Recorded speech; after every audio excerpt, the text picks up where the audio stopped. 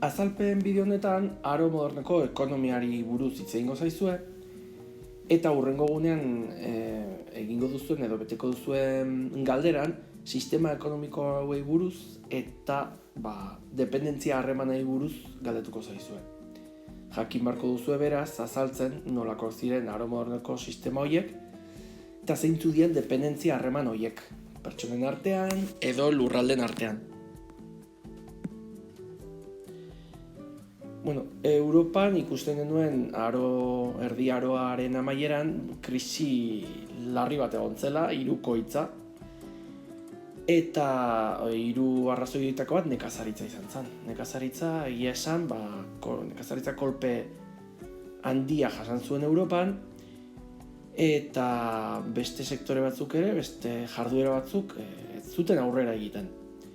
Gehien ereite ziren laboreak horrazpimarratuta dituzuenak dira, irudian ikusten den bezala olibondoa, matxondoak eta zerealak ere, lioa, beko eskuiko irudian ikusten dena, hortik erropak jantziak egiteko erabiltziteken landarea, eta kalamua ezkerreko sokorretan ikusten den bezala, gero eta interes gehiago izan zutelako itsasoan, eta itsasoan ziten bakizu olako sokak erabiltzen direla. Animali dagokionez, ardiak, behiak, txerriak, horietatik haragia eta esnea edo esnekiak ateratzen zituzten. Artisautzak produktibitate txikia izan zuen, eta arroxez jarri dizuet, has zaitezten zuek ezagutzen ez dituzuen edo teknikoak diren hitz berriak azpimarratzen. Orduan, agian arrotzak edo berriak izango zaizkizuenak arroxez markatuko dizkizuet. Honek esan nahi duena da, etekin gutxi ateratzen dela egiten den lanerako. Eta merkataritzak aurrera jarraitu zuen arren, normalen Europan tokian tokiko azoketan saltzen ziren produktu horiek. Zer esan nahi du tokian tokiko? Lekuan bertan edo inguruan saltzen zirela egindako gauzak. Ez urrutian. Adibidez, Hernanin eltzegile batek eltze bat fabrikatzen bazuen, Hernanin edo inguruko herrietan saltzezakeen, baina zuen Moskun salduko. Hala ere, ekialde urrunarekin gero eta interesa handiagoa izan zuten. Ekialde urruna da, Asiako ekialderen azaltzen zaigun eremua, Txina, Japonia, ozeano barera iristen ari garela dauden lurroiek. Eta lurroiek oso exotikoak ziren, orduan Europarrei asko gustatzen zaizkien zeta, portzelana, espeziak. Zeta, seda, morez dagoen tela hori da, oso preziatua zen euna edo tela zen.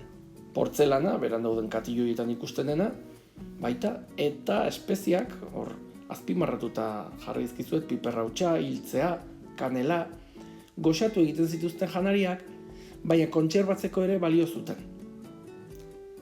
Hemen ikusten duzuen bezala, berdez ere markatu dizkizuet toponimo batzuk. Toponimoak lekuen izenak dira.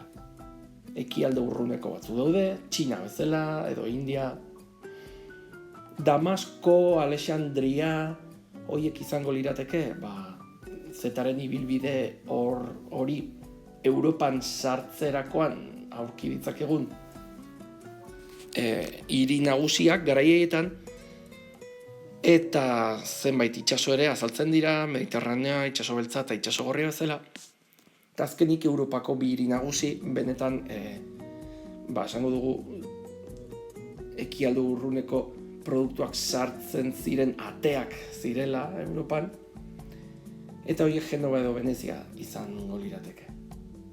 Hemen ikusten da zetaren ibilbidea Xi'andik, Txinako Xi'an hiritik, Los Guerreros de Terrakota esaten den hiri horretatik, Lanzhou, Kashgar, Samarkanda. Hortik, ezkerretan dauden toki hauek mendebaldean hain zuzen ere, izango ziren Europara sarbidea. Damasko, Bagdad, Tiro, eta hor Alexandria eta Konstantinopla mendebaldean dauden hiri horiek, Europa, Afrika, Asia artean dauden hiri nagusiak ziren garaietan. Hemen azaltzen zaizuen mapa honetan ikusten duzue, herrialde hauen izenak, hemen dauden mugak, gaur egungoak dira, mugak India eta Txina artean,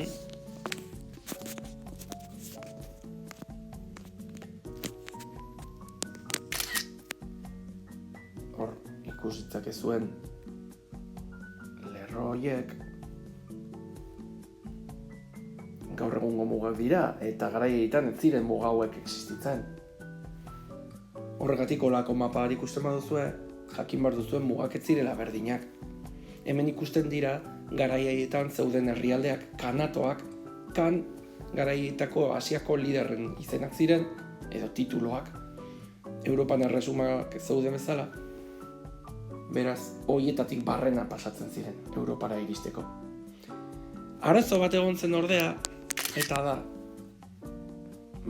bide horretan, Zetaren ibilbide horretan, esan dugu ikusi dugu hemendik zijoala, hemen Konstantinopla, Alexandria, eta Konstantinoplatik barrena, Europara zabaltzen ziren produktu horiek, baina Konstantinopla etenda geratuko da. Turkoek 1953an konkistatzen dutelako hiria, eta orduan Europa eta Asia artean banaketa bat emango da. Beraz, Europarrek esan dute, eta orain, zer egingo dugu? Noruntz joango gara. Horregatik mapa honetan ikusten dena erabaki zuten Portugaldarrek beste bideo baten azalduko zaizuen bezala Kolon Amerikara iristearen arrazoi bezala. Portugaldarrek erabaki zuten Afrikari buelta ematea eta horrela hain preziatuak ziren produktu horiek hartu eta itsasontzietan Europara sartzea.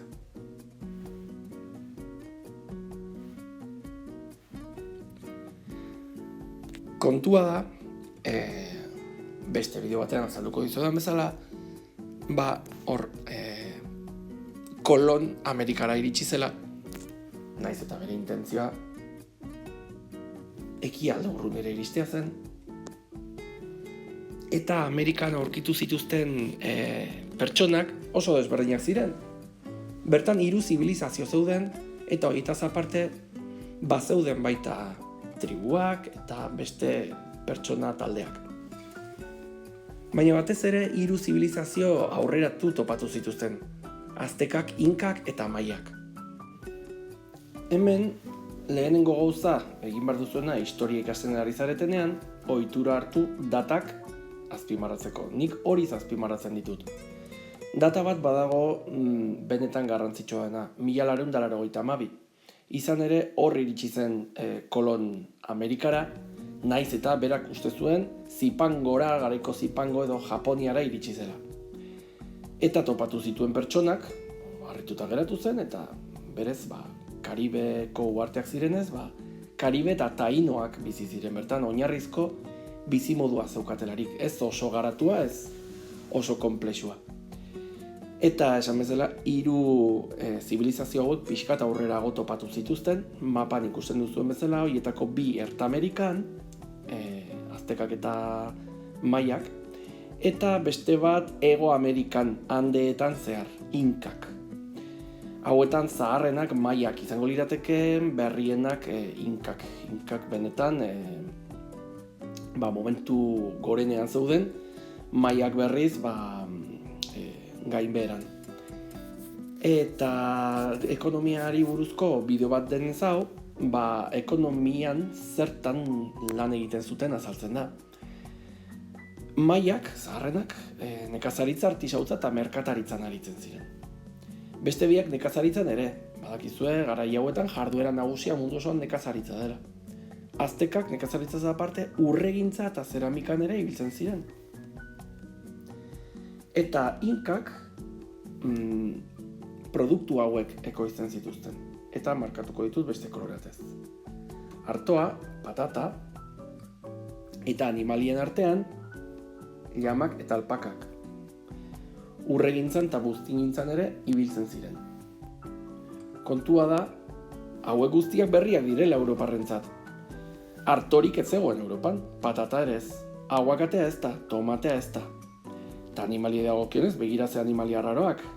Alpakak, llamak, guanakoak, kakaoa ere, hor ikusten duzuen bezala, txokolate hori zuhaitzetik kakao ale bat hartzen.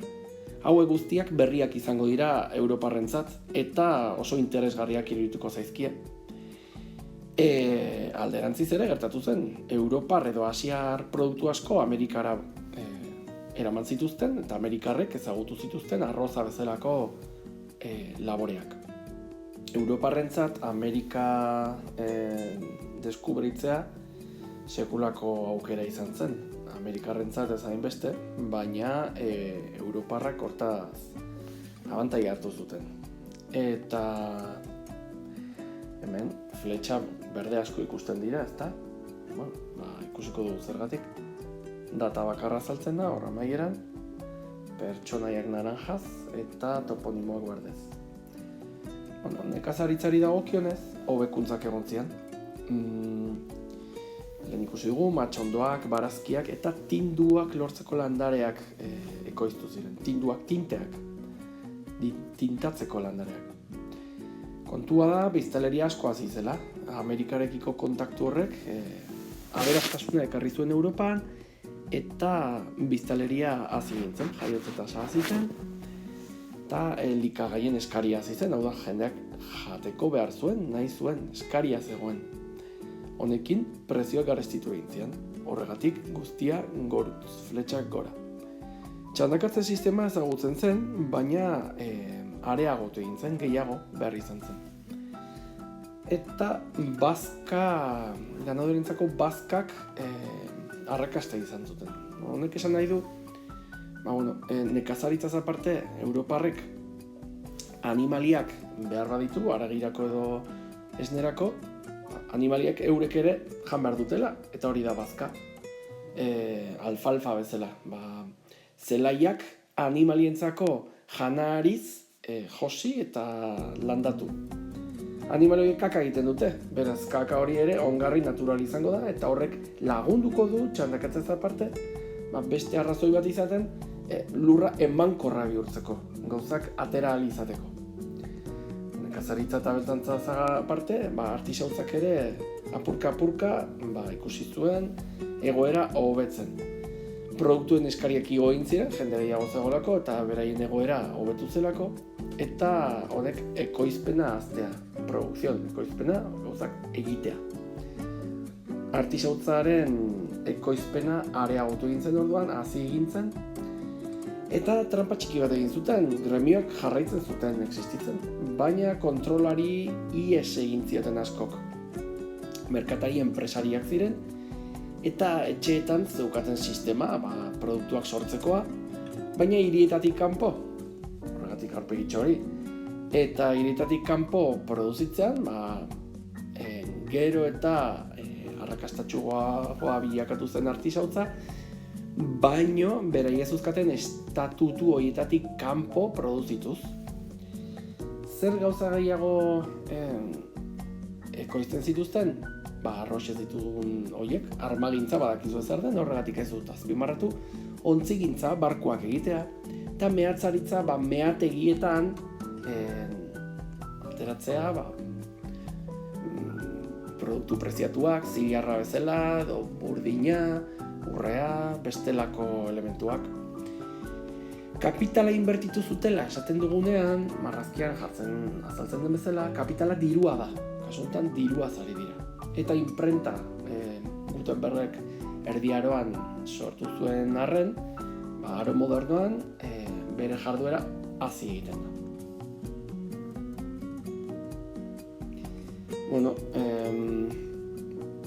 Merkataritzaren garapena eta bankuen jarduera ere hazi egin zen. Hor azaltzen diren hiri horiek, Londres, Lisboa, Sevilla, Amberes, Valentzia.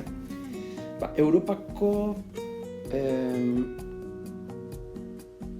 mendebaldean aurkitzen dira.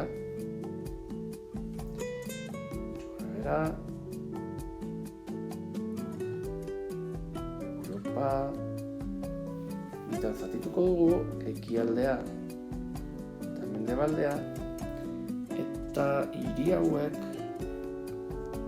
Lisboa, Sevilla, Amberes, Londres,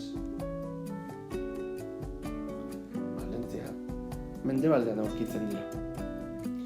Medina del Campo eta Frankfurteko azokak garrantzitsuak dira, baina gero eta gehiago izango dira garrantzitsuagoak portuetako hiri hauek, nolabait itsasoarekin harremana dutelako eta beste lekuetatik gauza interesgarriak sartuko direlako. Horregatik Mediterraneoko merkataritza ura, hain garrantzitsua zena Erdi Aroan, beherakada izango du. Eta Amerikarekiko kontaktuak arrakasta. Afrika hor badirudi ahaztuta utzi dugula, baina Afrika ere oso garrantzitsua izan zen honetarako.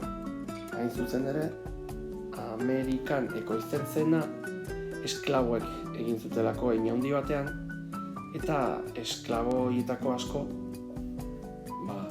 Amerikara eramaten zituzten. Hor ere, merkataritza sortu zen, esklaboen merkataritza. Esan bezala, kapital inbertsio handiak egin zituzten, hau da, diru asko inbertitu zuten, eta itsasoa toki arriskutsua bilakatu zen, ozeano zabalak, beldurgarriak, itsasoantzi asko ondoratu egiten ziren, piratak zeuden, korsarioak zeuden, horregatik sortu zen merkataritza konpainia, sortu zituzten herrialde bat baina gehiagotan. Horrela, konpainia horiek kontrolatzen zuten merkataritza itsasoan zehar edo ozeanoetan zehar. Eta bankuak, ikusi genuen Erdi Aroan sortu zirela, baino jarduera hori ere haziz joango da. Lehenengo bankuak Atlantikoan, Euskal Herria, Holanda, baino aro modernoan gero eta garrantzia gehiago lortuko dute Italian, Alemanian, Medizitarrek, Fugger, Belzer, familiek. Eta aurretik sortu zeuden kredituak, txek eta kanbio letrak, gero eta arrakasta handiagoa izango dute. Gogoratu, horiek erabiliko direla, mugimendu hauetan, bidaia luze hauetan, jendeak ez dezan gainean eraman hainbeste diru, eta truke horiek errazteko. Baina horiek denak pribatuak dira, familia pribatuak. Eta pribatu ez aparte, publikoak ere sortuko dira. Horren adibide dugu, Bartzelonako taula de kanbi. 1901 sortua. Oraindik aro modernoan sartu gabe, ezta?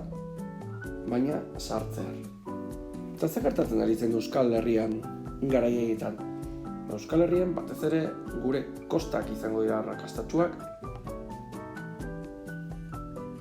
itsasoak bere biziko garrantzia lortzen duelako. Orduan, kostako portu batzuk izango dira arrakasta gehien izango dutenak. Bilbokoa, Pasaiakoa, Donostiakoa ditugu horien adibide. Irudian ikusten dena Donostiako 1813ko argazki bada, beraz, aro garaikidea da, baina aro garaikideak aro modernoa jaso zuen oinordetzan, beraz, irudi honetan ikus daiteke aro modernoan edo aro modernoaren amaieran Donostian nolakoa zen. Eta hemen aurkituko genuke gaur egun portua, gaur egun lurrazpian dago eta bulebarreko parkinean ikus daitezke zatitxo batzuk. Zergatik izan zen garrantzitsu Euskal Herria edo batez ere Euskal Kosta, esan dugun bezala, itsaso zabalean sekulako mugimendua zegoen eta Euskal Herriko itsasontziak espalditik itsasoratzen ziren. Beraz, estrategikoa zen. Espainiatik, barnealdetik, hainbat produktu etortzen ziren. Gure mugak zeharkatzen zituztenean, zergak ordaintzen ziren. Eta itsasoratzean ere. Beraz, jende askok aberastasuna lortu zuen truke hauei esker. Ze produktu dira txalerosten zirenak?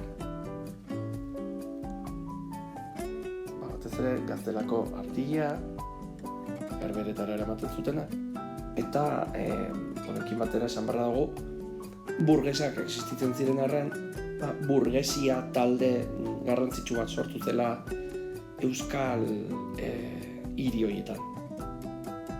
Aholkulariak eta idazkariak ere, askotan nobleziara edo Madrilera ere joaten ziren aro modernoan erreginekin lanera. Beraz oso jende prestatua zegoen Euskal Herrian eta arrakasta izateko ikasketak zituzten. Hemen ikusten da transumantzia, arditxo ditugu bide batean, bide hori segurazki Erdi Aroan Mesta izeneko abeltzainen gremio horrek eramaten zituen, hemen daukagu penintxula, eta penintxulan gertatzen dena da, hau hotzagoa dela eta hau beroago edo epelagoa, ezta? Orduan neguan, hotzetik epelera hegoaldera jaisten dira. Udan, bero handi egiten duen ez hegoaldean, berriz ere buelta iparraldera egiten dute. Horrela, latitudean, hori da, latitudea dira, horatu, ditugun planetako kokaguneak ekuatoreari dagokionez, ekuatoretik gertuago du urrunago egon gaitezke, edo poloetatik gertuago du urrunago, eta horren arabera egiten dira mugimendu hauek. Latitudean mugitzea animaliak transumantzia deituko diogu.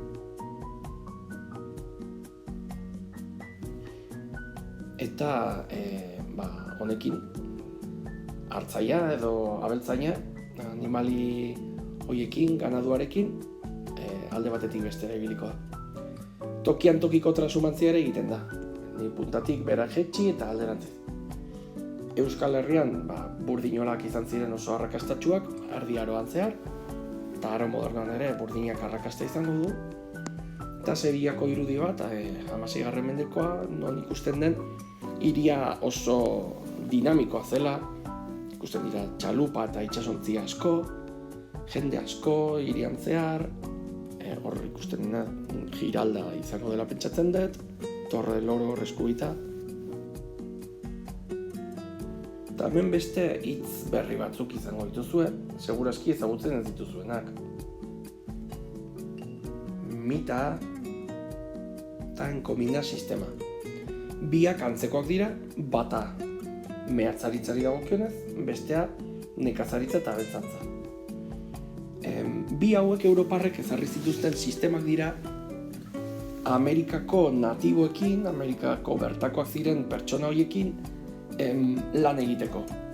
Baina pertsona horiekin lan egitea baino gehiago beraietaz aprobetxatu ziren. Irudi hauetan ikusten da mita eta enkomina baten irudia. Hor ikusten da nola naiz eta esklabutza debekatuta zegoen bertakoekin joputza moduko bat ezarri zuten europarrek. Europarrak hor ikusten dira, lasai-lasai, aginduak ematen, eta lan gogorrenak egiten mehatzaritzatik, hau da, mehategitatik gauzak ateratzen, mitako langileak. Lan gogorrak baita enkomiendan, enkomienda sistema honetan, europarrak aginduak ematen, gustora bizi ziren, beraien lurrak ziren gaztelako koroaren sistemak hala ematen ziotelako. Hau da, erregerreinek bidaltzen zituzten Amerikara, itxasontzietan joaten ziren, eta deskubritzen zituzten leku berri hoien jabe bihur zitezken, eta enkomienda sistema jartzen zuten. Orduan, lur hoien jabe zirenez, beraiek legez aukera zeukaten nolabait ustiatzeko lurrak eta pertsona horiek.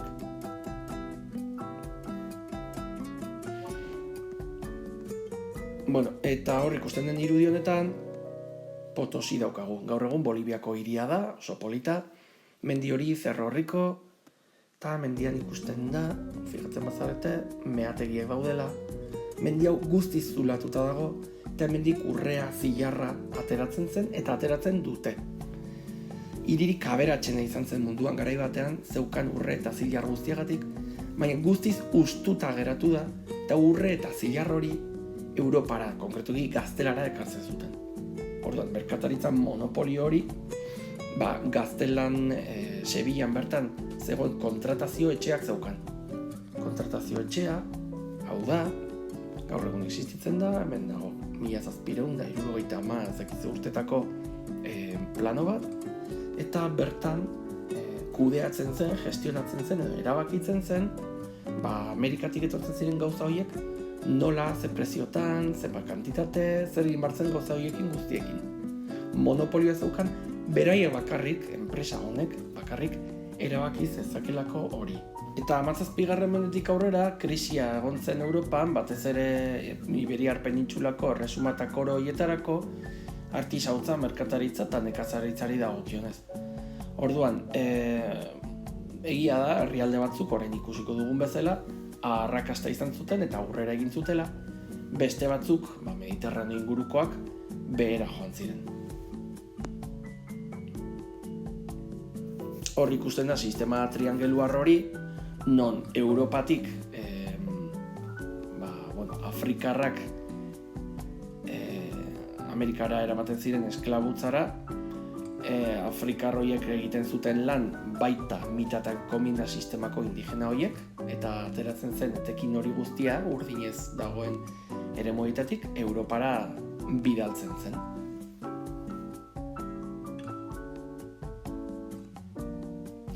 Eta arrakasta izan zuten bi herrialdeetako horiek, ezkerretara ikusten diren irudi horietako herbeherak, gaur egun Holanda jendeak esaten du, Países Bajos, herbeherak ziren. Ikusiko dugu beste batean, baina herbeherak herrialde bat baina gehiago dira, gertatzen dena handiena Holanda dela. Hor errota batzuk ikusten dira, eta Holandarrek izan dute ospea eta jarraitzen dute izaten, oso ingeniaria onak direlako. Lur oso laua da, urez beteta, baina drainatze sistema, drenaje edo ura bideratze sistema oso ona daukate. Errotekin garia txigortu daiteke, indarra lortu daiteke uraren bitartez, indar mekanikoa, eta hor ikusten diren itsasontzi horiek adierazteko Holandarrek munduan zehar konpainiak eratu zituztela. Indietako, ekialdeko Indietako konpainia Holandarrena oso garrantzitsua izan zen, Asiako ekialdera iritsi zirelako, Indonesia eta eremu gehiago konkistatu zituzten eta bertatik produktuak eramaten zituzten jatorriko lurraldetara, Holandara. Eta eskubian dauden irudiak Inglaterrekoak dira, hor ikusten duzu, Big Ben ezagutzen duzu ezta, hori berez Britainiar parlamentua da, eta hauek atera zituzten arau batzuk, Enclosure Acts deitzen direnak, eta horiekin ustiatu gabe zeuden lurrak edo publikoak zirenak pribatizatu egin ziren. Eta orduan hor ikusten duzuen bezala seto batzuk daude, eta seto horiek banatzen dituzte lurrak, orduan privatizatu egin zituzten. Beraz, hemen dago lursail bat, hemen beste bat, eta bakoitza izango da pertsona batena edo familia batena, non ustiatu ahal izango duen eta etekinik handiena atera. Horri gehitu behar zaio, zenbait berrikuntza eman zirela teknikei dagokionez eta ongarriei dagokionez, eta horrek eragin zuen sekulako arrakasta izatea nekazaritzan eta produktibitatea handitzea. Beraz, bai Holanda eta bai Inglaterra arrakastatsu bihurtu ziren bi lurralde izan ziren, 16-17 mendetik aurrera, horrek gero eragina izango du industrializaziorako, ikusiko duzuen bezala, eta gainera eragina handia dauka edo lotura dauka bai batean eta bai bestean egon ziren aldaketa politikoekin. Beste bideo batean politikari buruz hitz egiten dugunean, ikusten da Europan zehar absolutismoa nagusitzen zela. Eta hemen demokraziarantzko bidean hasiko dira. Amaitzeko esan behar dago, Frantziak ere arrakasta handia izan zuela 17-18 mendean, eta hemen ikusten duzuen pertsonaia hau oso garrantzitsua izango da, Luis XIV, eta gizon honek luxu handia zeukan, oso ideia bereziak zeuzkan, erregea jangoikoaren pare jartzen zuen, eta erregean non bizi behar da. Jauregirik luxuzkoenean, Versailles eraiki zuten, hemen daukazu Versailleseko irudi bat, eta erreginak bizitu ziren sekulako egoera paregabean. Bitartean, herria gero eta okerrago zegoen. Horrek gero ikarriko du Frantziako iraultza, baina ez da momentua horren. Kontua da, Luis XIV kontratatu zuela pertsona bat, Colbert izenekoa, eta honek kolbertismoa sortu zuen merkantilismoan oinarritutakoa. Hau da, kolbertismoa da merkantilismo mota bat, non bere ezaugarri propioak sartuko dizkien. Eta zer da merkantilismoa? Herrialde baten aberastasuna bere metal preziatuetan oinarritzea. Hau da, munduan zeuden herrialdeak sailkatzen ziren, edo ranking batean jartzen baitugu, aberatsena edo pobreena esaten zen zirela zeukan zilar eta urre kopuruagatik. Orduan, kolbertismoak honetan oinarrituta zenbait neurri hartzen ditu. Alde batetik errege manufakturak sortzen ditu, fabrika modukoak izango dira, baina publikoak, erregearenak, berez estatuarenak dira, ez dira pribatuak edo zein pertsonarenak, eta errege manufaktura hauetan gauza bereziak sortuko dira, zeinek aberastasuna ekarriko dion erreinuari. Ze produktu dira horiek? Adibidez, tapizak edo horrez gain komunikabideen garapena, hau da, errepideak, garaietan kotxeak ez daude, baino errepide oinarrizko batzuetan mugitzen ziren alde batetik bestera, trenak ez daude. Eta horien garapena sustatu zuen Colbertek. Hortaz aparte, importazioen, hau da, Frantziara sartzen ziren produktuen prezioak eta tarifak handitu egin ziren, eta Holandak, Inglaterra, Gazteldak egin zuen bezala, merkataritza konpainiak ere sortu ziren. Eta merkataritza konpainia horietako batek Asia ekialdearekin ere funtzionatu zuen. Holandan ikusi dugun bezala, hemen duzuen irudian frantsesak indiarrekin amritxarren tratatu egiten, eta Europar estilokoarekin bat Indian, Puducherry edo Pondicherry deitzen den hirian. Eta azalpen bideoa bukatu da. Beraz, espero dut zerbait ikasi dezula ekonomiari buruz, aro modernoko ekonomiari buruz. Orokorren goatzeko, 15. mende amaieran, 16. mende hasieran, ekonomiak sekulako bultzada dauka Europan, bereziki Gaztelan. Baina, 17. mendean, ekonomiak gainbehera izango du, batez ere Gaztelan. Eta horren ostean, Europako beste herrialde batzuk garatuko dira. Ingalaterra eta Herbeherak edo Holanda bezala.